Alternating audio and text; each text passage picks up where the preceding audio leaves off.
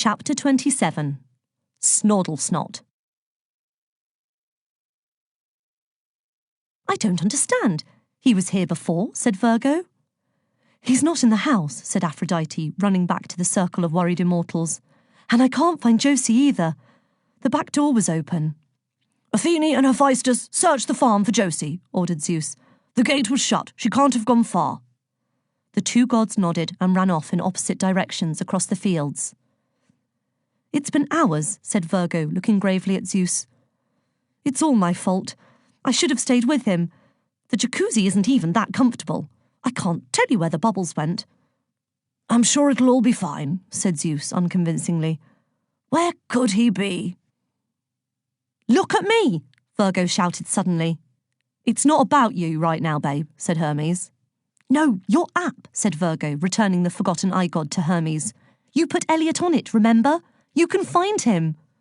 Mega bosh, cheered Hermes, his fingers punching at the eye god with lightning speed. Where are you, mate? Josie, Zeus exclaimed. The immortals ran over to where Athene was escorting a shaking Josie in her arms. Aphrodite rubbed Josie's frozen hands in hers, while Zeus put his jacket around her shoulders. I found her roaming around the fields, said Athene. Along with this.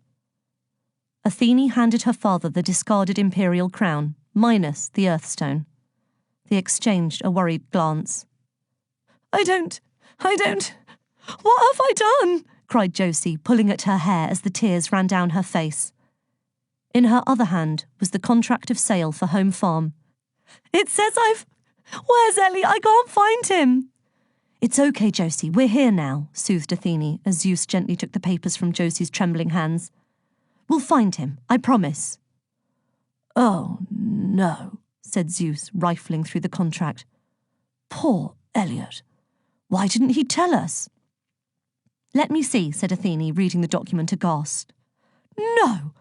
That awful woman! How could she? Not being funny, said Hermes, hitting his eye god with his palm. Look at me isn't working. No signal, said Aphrodite. It's not that, babe. It says it's found Elliot, said Hermes. But it says he's in the underworld. That can't be right. Let me see, said Virgo, grabbing the eye god. It's insisting, said Hermes, as Virgo threw the device back to him. Why would he go down there? Thanatos, said Zeus grimly. Elliot's desperate. I should have seen the signs. We have to get him out of there. Seriously, said Hermes. But how? We can't go to the underworld. The wishing pearl, cried Aphrodite. We can wish him home. It's already been used once today, said Athene. You said Thanatos can't kill him. But there are plenty of other things he can do, said Zeus. Virgo, you're the only one of us who can travel to the underworld. You're going to have to... I think she already has, said Athene, looking at the open gate and the silver dot on the horizon that was sprinting towards the river. Can't you go any faster? Virgo yelled at Charon. Listen, it ain't my fault there were riverworks all along the Acheron, said Charon as he rode along the gloomy River Lethe. And that 2-knot average speed check is doing my head in. You need to have a word with the council. Anyway, you don't need me. You could just whiz down here in your starball. It's a constellation, screamed Virgo. And I can't unless I want to lose my cardia and spend the rest of my shortened days as a mortal. What were you thinking taking Elliot to Thanatos? I just take the jobs, mate. None of my business who's doing what to whom, said Charon. All I ask is that you pay your fare, specify your preferred route, and don't be sick in me boat. It's a nightmare when someone vomits on my floorboards. Fine, just hurry up, hissed Virgo, looking along the banks of the Lethe for any sign of her lost mortal friend. Next stop, Cave of Sleep and Death, announced Charon. Elliot, where are you? Shouted Virgo along the murky riverbank. Oh, this is no good. I can't see a thing. If only I could use my glow. Virgo's mind wrestled with itself. Would that count as breaking the rules? Her face screwed up with indecision. I know that feeling, said Charon softly. You do? Said Virgo. What should I do? Get yourself some concentrated prune juice, said Charon brightly. clears out constipation like Daedalus's dynamite. You're no help, huffed Virgo. Look, it's only a tiny power and there are no mortals to see. She cautiously pulled her palms apart to illuminate her body and cast a ray of starlight over the riverbank. Where are you? She moaned. Suddenly, her glow caught a glimmer on the riverbank, sending tiny rainbows bursting through the darkness. It was the Earthstone, and just beyond it lay Elliot's comatose body. There he is, shouted Virgo, over there. Charon steered the boat to the shore, and Virgo bounded to Elliot's side. Elliot, she screamed, shaking his body. Elliot, wake up! She looked around for any sign of Thanatos or his twin, but the unconscious boy was the only life there, although it didn't look as though he had much life in him.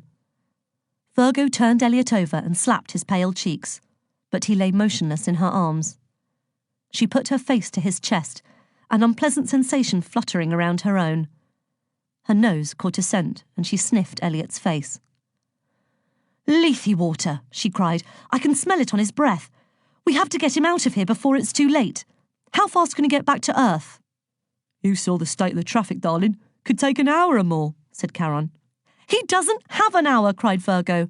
If the water gets into his blood, I don't know what to do. Elliot, come on, Elliot, you have to wake up. But Elliot didn't flicker.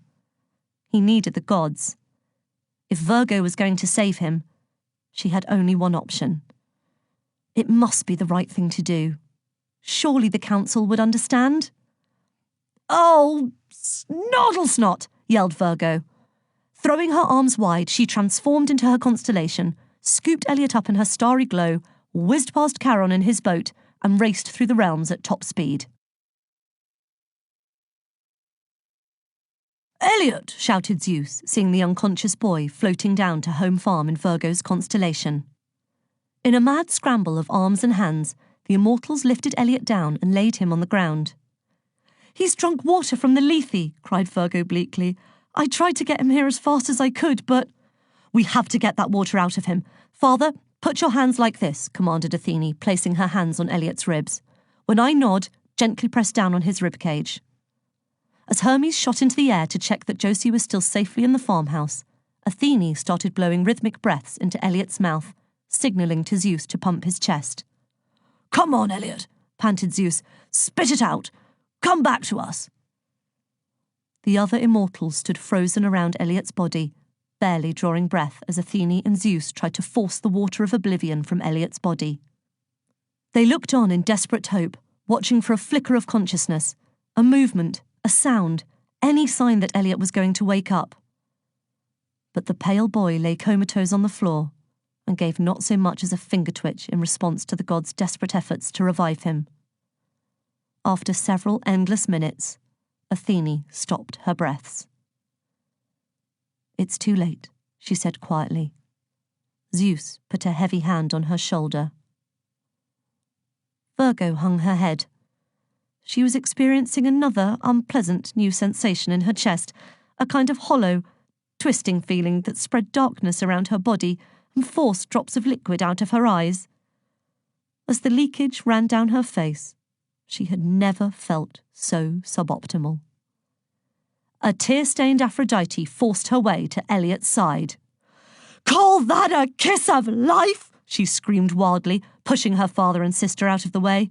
Come on, Ellie! Time to come home! And with a tearful sob, Aphrodite lifted Elliot's head from the ground and planted an enormous and very long kiss square on his pale lips.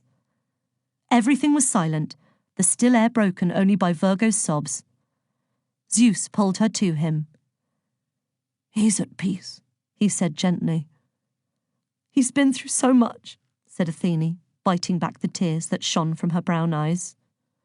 He's a hero, said Hephaestus, shaking his head. He's blushing, said Hermes. Not being funny or anything.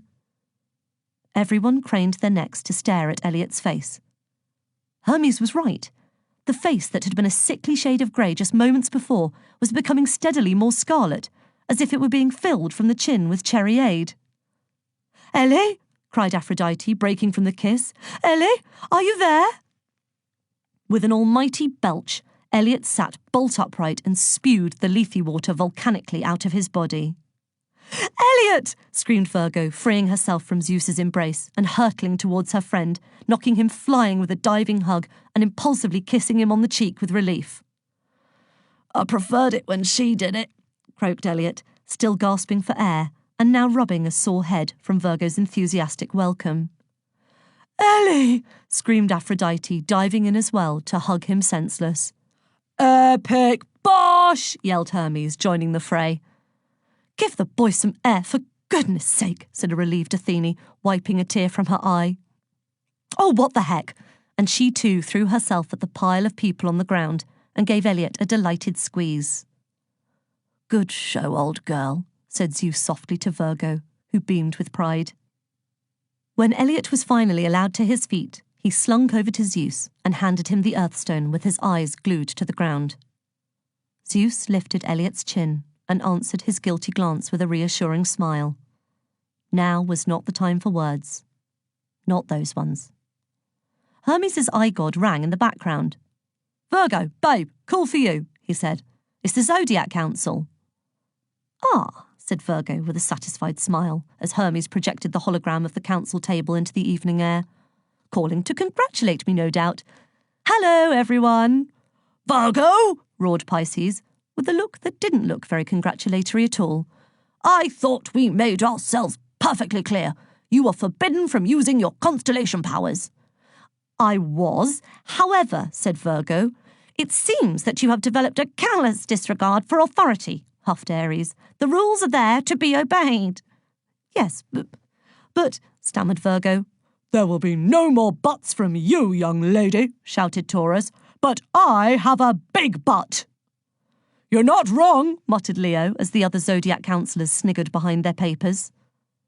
"She saved my life," said Elliot, looking gratefully at his friend. "Silence!" shouted Pisces. "Virgo, this is very serious indeed. You have proven once again that you cannot be trusted to follow a simple set of rules." "Of course I can. It's just that—" "Just what?" demanded Sagittarius.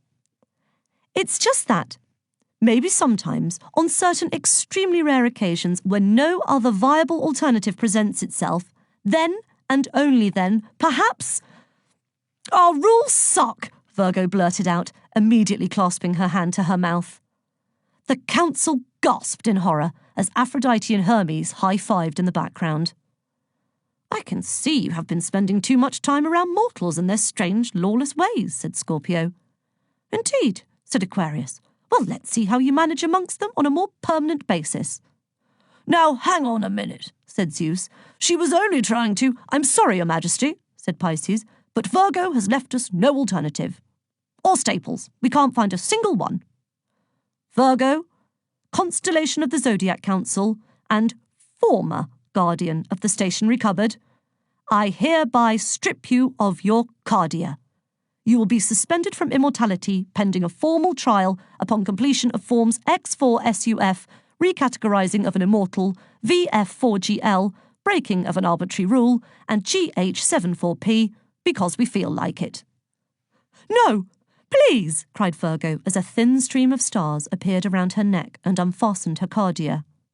"We will fight this," shouted Athene as the cardia came away from Virgo's neck and floated up into the sky.